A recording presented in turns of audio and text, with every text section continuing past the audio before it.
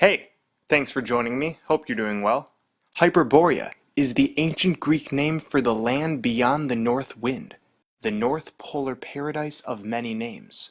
In Pliny's Natural History by Pliny the Elder, written in the 1st century AD, Hyperborea is mentioned, like so many other Roman sources, as being past the Riphean Mountains, located on the border of the ancient land of Scythia, which we've shown in some Hyperborean maps of the Arctic as extending to southwest Asia, a few hundred miles from the pole. From this text, I quote, "Within a little are the Riphean Mountains, and a country called Pterophorus, for the resemblance of wings occasioned by the continual fall snow, a part of the world condemned by the nature of things, and immersed in thick darkness, having no sheltering places but the work of cold, the produce of the freezing north wind. Beyond those mountains, and beyond the North Pole, there is a happy nation whom they call Hyperborea, who live exceedingly long, and are celebrated for fabulous wonders. There are believed to be the poles of the world, and the very ends of the revolution of the heavens, having for 6 months together one entire day, and night as long. The region is open to the sun of a happy temperature, void of all hurtful impulse of air. The woods are their habitations, and the groves where they worship the gods man by man, and in companies. Discord and all disease are unknown, and they never die, but when they are satiated with life, when the aged men, having feasted and anointed their bodies, leap from a certain rock into the sea, this kind of sepulture is the most happy." Right away, we notice the location of this land being described as beyond the North Pole. This can only make sense in our model of the center crater continent, as the only way in is to go beyond the center crater. In 330 BC, Pytheas, explorer and navigator from the Greek colony of Phocia, wrote in his diary, "I am so eager to turn the prow of my ship toward the north. From there I must go to the throne of the sun. I want to go to Hyperborea, where I am at the top of the world, and I understand the beauty of the highest numbers. I want to go to the Hyperboreans." In Celtic mythology, there are demigods called the Tuatha De Danann. A collection of Celtic poems called Laborgabala describes the Tuatha De Danann as having resided in the northern islands of the world, where they were instructed in the magic arts and imparted with timeless wisdom. These northern island cities were called Phaleus, Gorius, Findius, and Murius. What instantly comes to mind is the 4-island continent system that we've proposed, and what's also described in ancient cosmology, and shown in a plethora of medieval maps. Could these 4 northern island cities be the Celtic analog to this 4-continent system?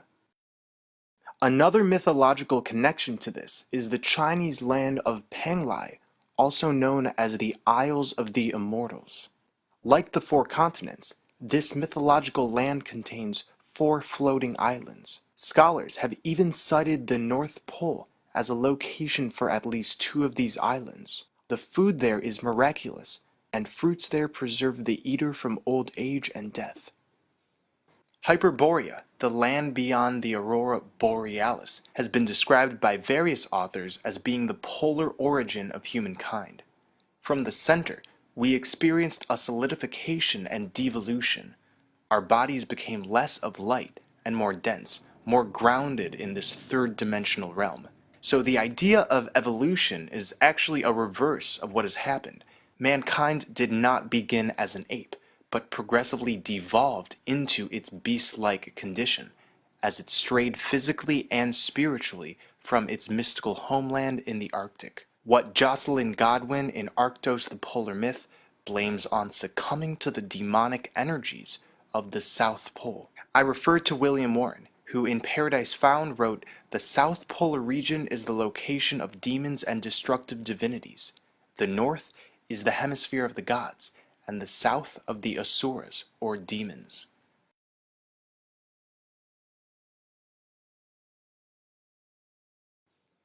A Trip to the North Pole, or the Discovery of the 10 Lost Tribes as Found in the Arctic Ocean, is a book written by O.J.S. Lindelof. Published in 1903, it's said to be part true story, part fiction.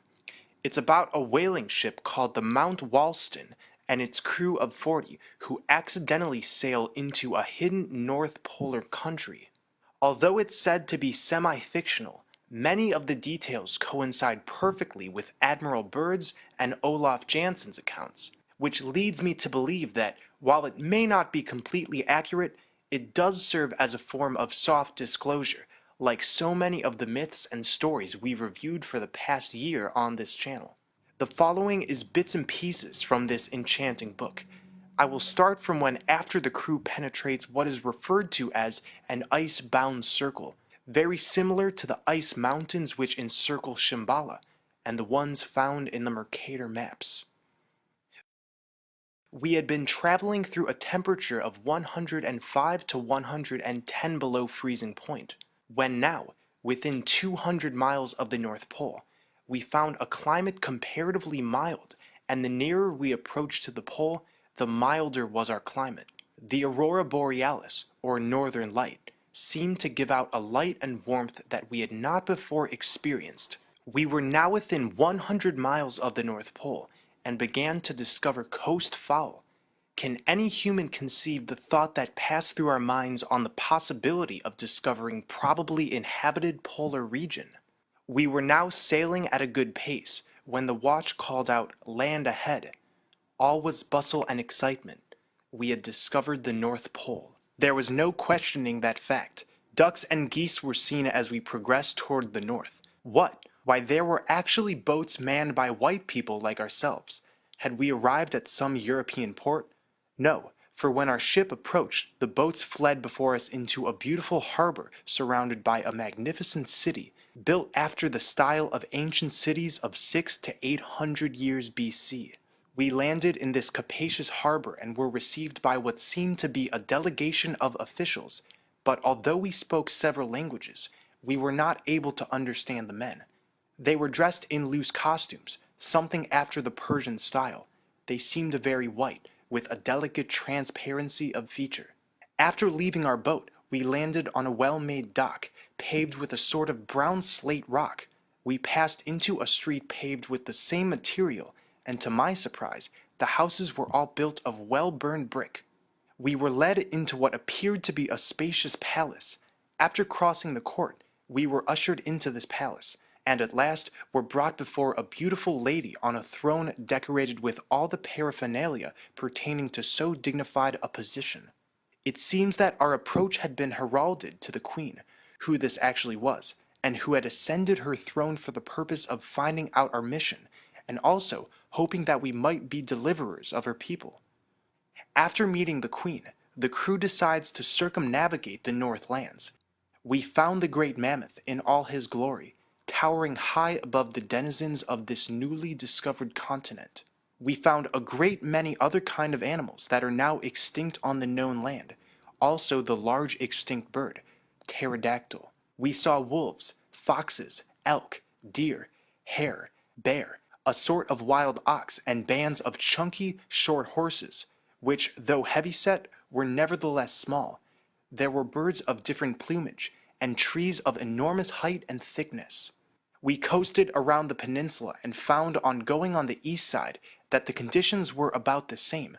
We found a great many kind of nuts and plums, also a wild species of apples. We found several factories here, including one large soap factory, and a factory where all kinds of copper was manufactured. Here was also the largest jewelry establishment on the continent. We found that the people were very fond of jewelry and that they wore it in profusion. These delicate and seemingly transparent, beautifully formed women were decorated with large gold rings, plain and ornamental, also diamonds and precious stones of all kinds, that were made up in all manner of designs. The women were respected in as great a degree as the human mind could conceive of. It was no surprise to the people to see us, as they had a way of communication whereby it was heralded all over the continent that we had arrived, and that we were going to explore the whole Arctic continent. While we were in the city of Tabath, we were invited to attend a great feast day where you could see dancing. We found large sailing vessels plying between the different ports with merchandise of all kinds. we were meeting with something new every day. Although there were no railroad nor telegraphs, the continent was not so large but that they had an easy way of communication. But what attracts our attentions more than anything else was a flying machine, made of light metal, so light that it could float on water. There were other mechanical arrangements so ordered that the machine could go against the wind or in any direction that the director would place it. For urgent inland communication, the flying machine was used. Unlike many other accounts of the North Pole being purely a paradise, there is talk in this story of what's called the Northern Island being home to robbers and beasts. In Chapter 5, the crew gets into a battle with these robbers, leaving some of their men dead. I cannot reconcile why this account includes not only paradisal descriptions, but also conflict. Keep in mind, this is a semi-truthful, semi-fictional account, and the author himself stated so. Overall, this land is described as a peaceful one. It's even written that there was no standing army, as there was no one to fight with but the robbers. All of these accounts of the North Pole housing a hidden land with mystical attributes, which one can we believe? What is the truth? As July 2018 approaches, these are the very questions the North Seal Project is asking. Whatever the case is, we are feeling closer and closer to the journey to the center, to what's been called Hyperborea. Perhaps we are the beings who have incarnated in this time period in order to reopen the gates to Hyperborea. And with that, I say the following quote from Miguel Serrano's El Cordón Dorado. It is necessary for the arrival of various liberated beings who descend here, as avatars in the most critical moments, in the interlude of Sankhya or Sankhyansa, which they transmute in the Hyperborean Yuga of the heroes. They release their fire for some intense brief periods to shake the universe of the demiurge and frighten him. The avatar awakens the Hyperborean blood memory, destroys the shadows of the dream of Maya and Samsara, stirs the souls of heroes and carries them back to the combat of their great war. Dancing like Shiva, they remember their divine fatherland, the first Hyperborea. Thank you for watching. I love you all.